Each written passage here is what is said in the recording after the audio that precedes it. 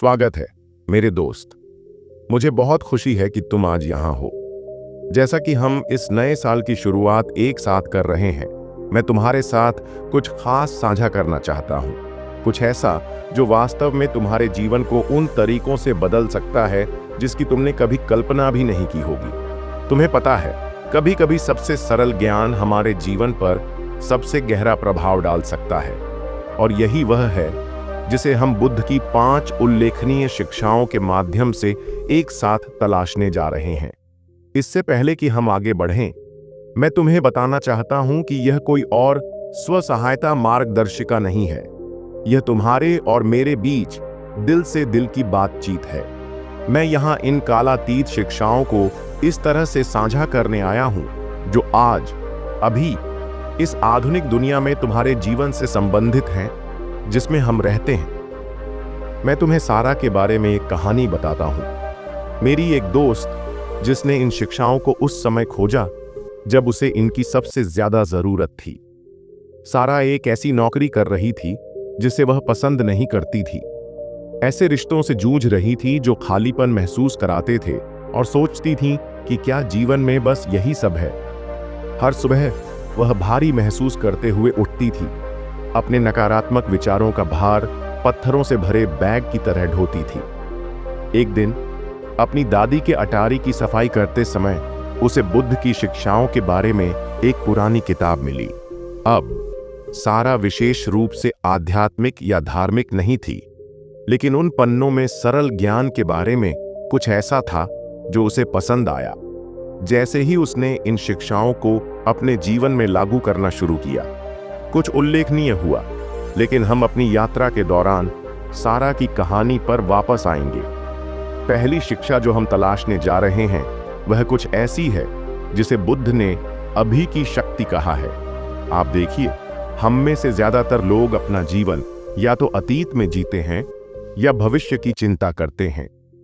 हम अपने दिमाग में पुरानी गलतियों को टूटे हुए रिकॉर्ड की तरह दोहराते हैं, या हम उन चीजों के बारे में तनाव लेते हैं जो अभी तक हुई ही नहीं है। लेकिन बुद्ध ने हमें सिखाया कि सच्ची शांति और खुशी केवल वर्तमान क्षण में ही पाई जा सकती है। इसके बारे में सोचें। आप कितनी बार खुद को दोपहर का खाना खाते हुए पाते हैं, साथ ही साथ अपना फोन चेक करते हुए, कल की मीटिंग की योजना बनाते हुए, और 3 साल पहले कही गई उस अजीब बात के बारे में चिंता करते हुए।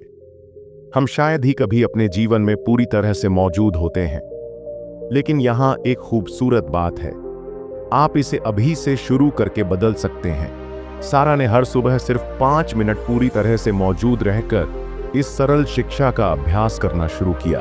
वह अपनी कॉफी के साथ बैठती, अपने हाथों में उसकी गर्माहट महसूस करती, उसकी खुशबू को सूंघती और बस सांस लेती। कोई फोन नहीं, कोई टीवी नहीं, कोई विकर्षण नहीं, सिर्फ 5 मिनट पूरी तरह से मौजूद रहना। ये बदलाव लाने के लिए बहुत आसान लग रहा था, लेकिन उन 5 मिनटों ने सब कुछ बदलना शुरू कर दिया। दूसरी शिक्षा दुख की प्रकृति के बारे में है, या जिसे बुद्ध ने दुखा कहा है।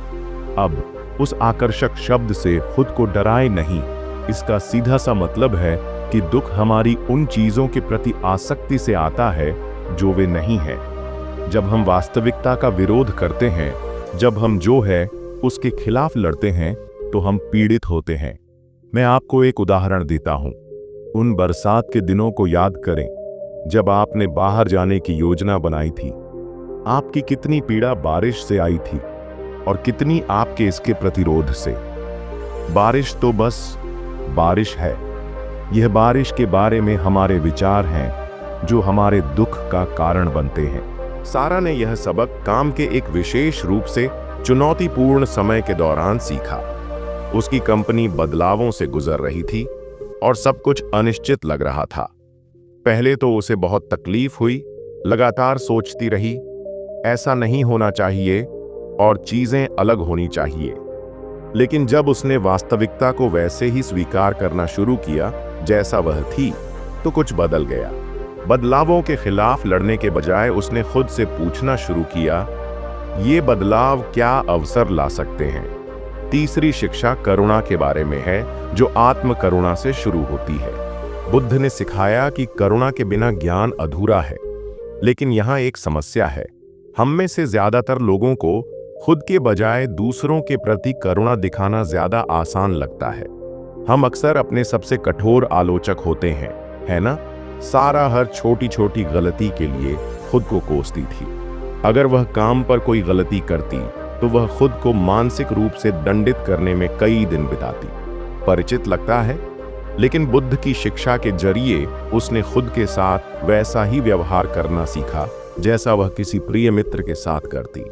जब वह कोई गलती करती तो कठोर आत्म आलोचना करने के बजाय वह पूछने लगी, मैं इससे क्या सीख सकती हूँ?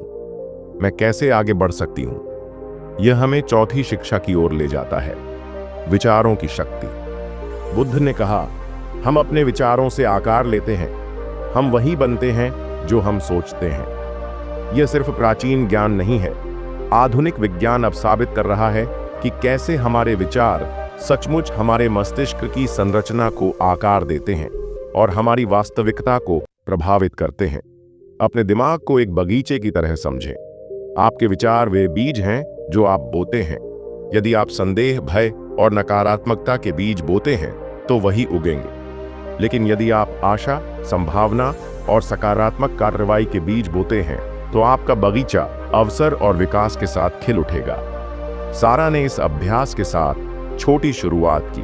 प्रत्येक सुबह वह सचेत रूप से एक सकारात्मक विचार चुनती थी जिस पर ध्यान केंद्रित करना होता था।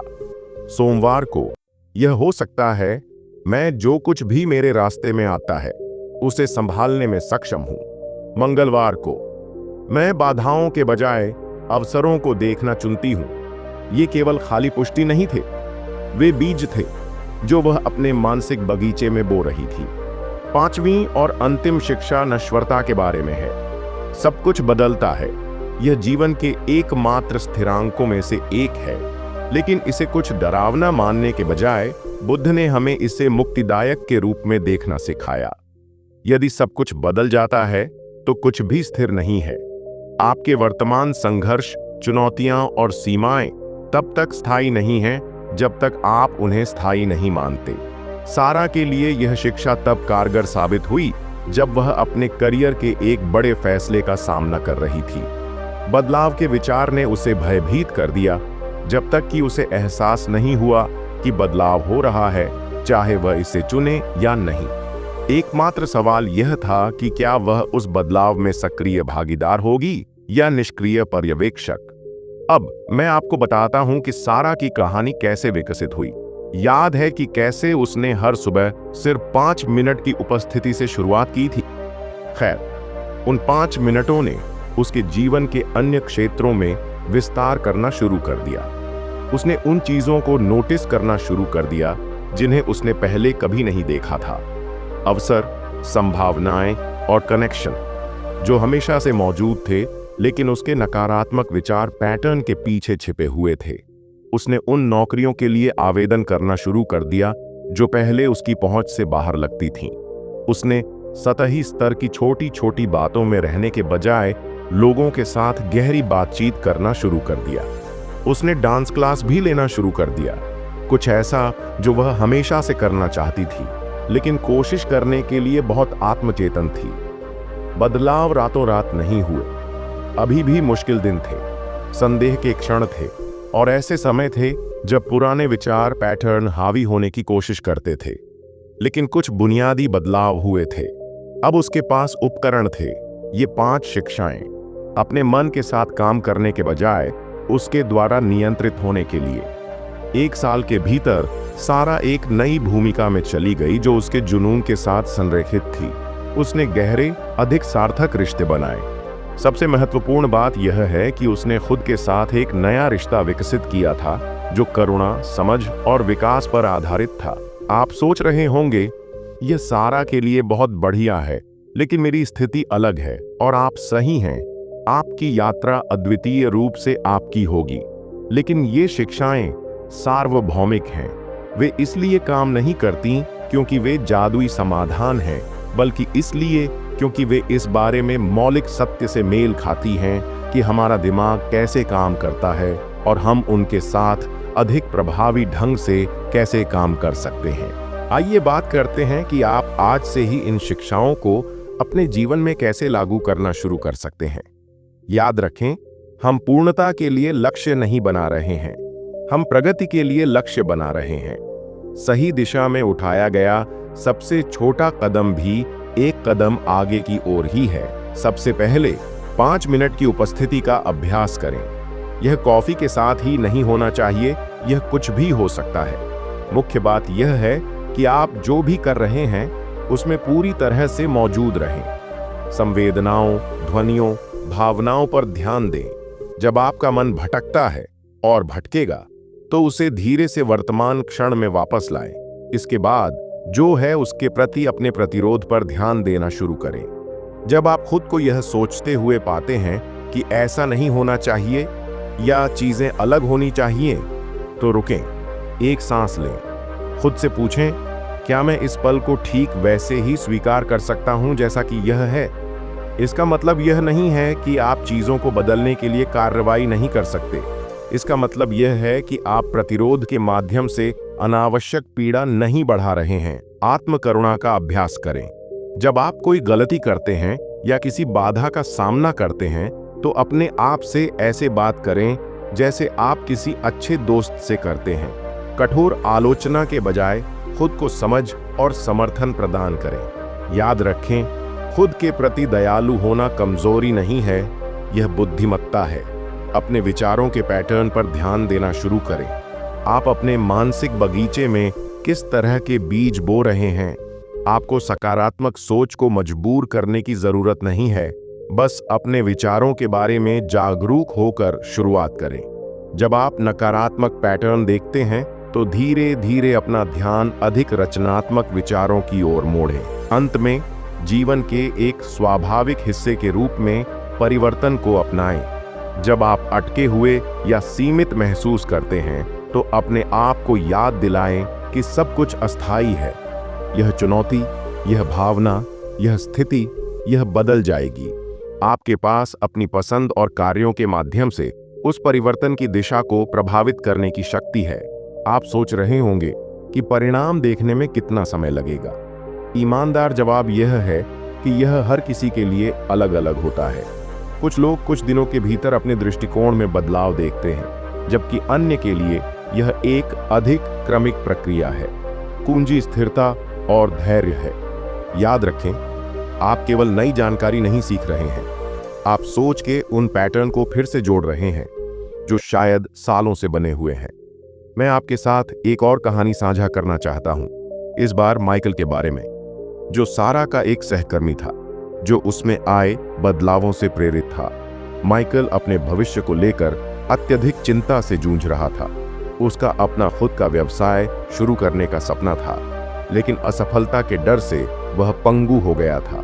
माइकल ने सारा की तरह ही छोटी शुरुआत की। उसने पहली शिक्षा से शुरुआत की, वर्तमान में रहना। अपने व्यावसायिक विचार के बारे में, सभी क्या क्या के बारे में अपने दिमाग को दौड़ने देने के बजाय उसने हर दिन एक छोटा सा कार्य करने पर ध्यान केंद्रित किया।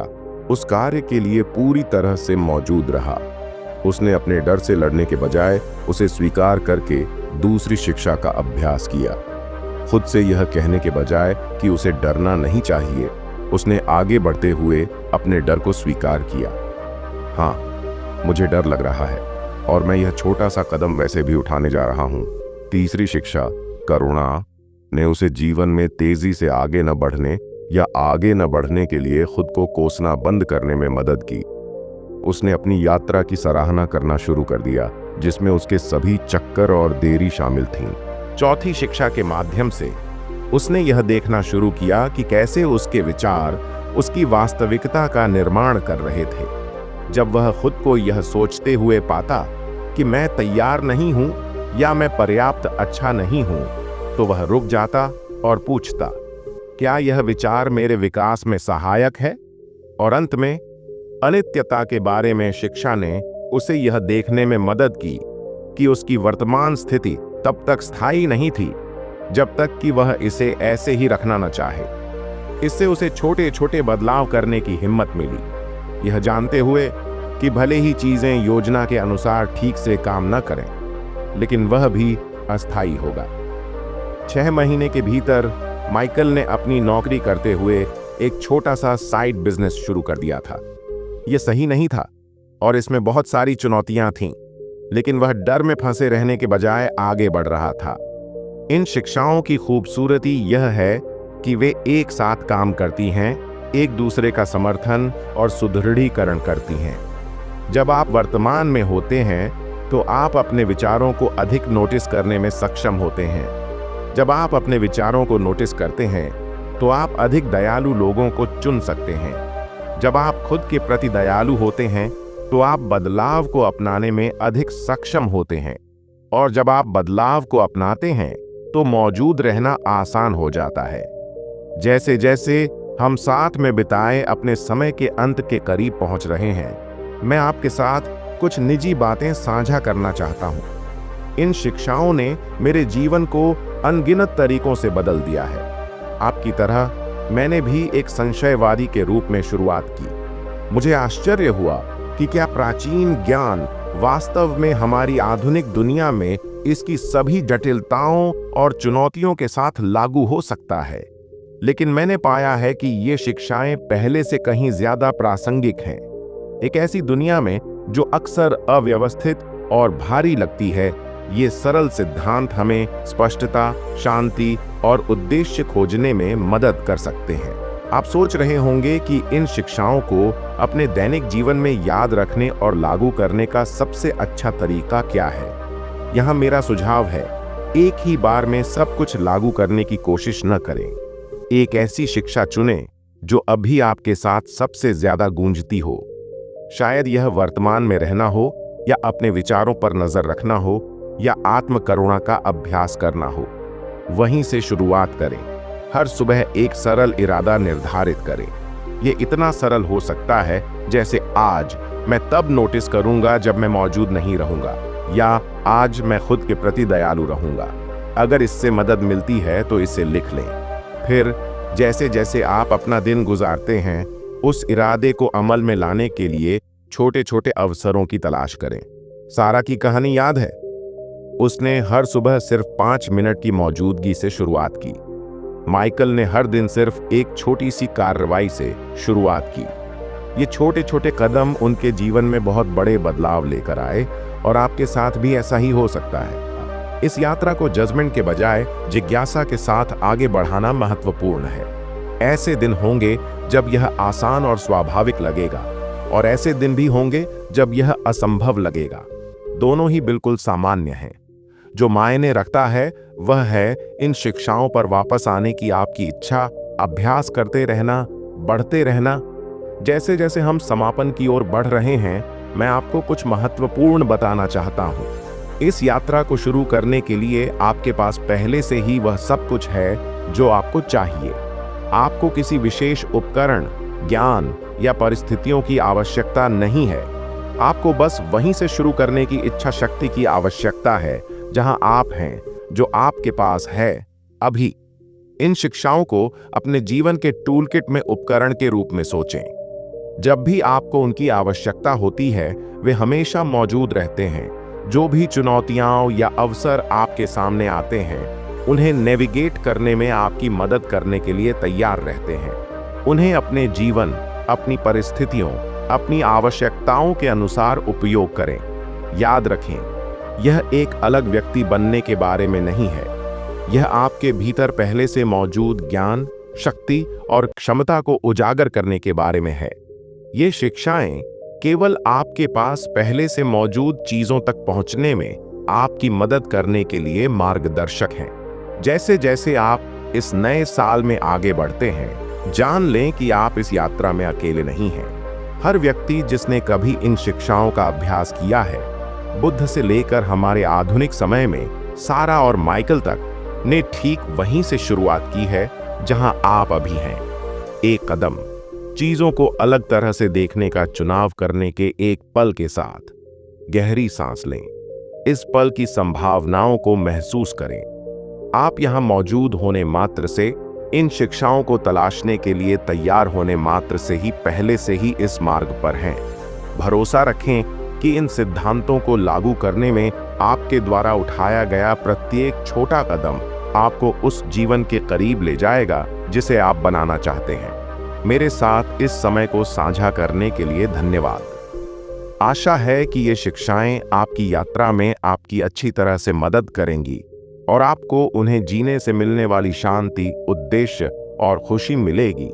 याद रखें, आपके जीवन को बदलने की शक्ति आपके विचारों को बदलने से शुरू होती है और यह बदलाव अभी इसी क्षण शुरू हो सकता है। साहस, करुणा और इस ज्ञान के साथ आगे बढ़ें कि आपके पास अपने जीवन में सकारात्मक बदलाव लाने के लिए आवश्यक सब कुछ है। आपकी यात्रा अभी शुरू होती है।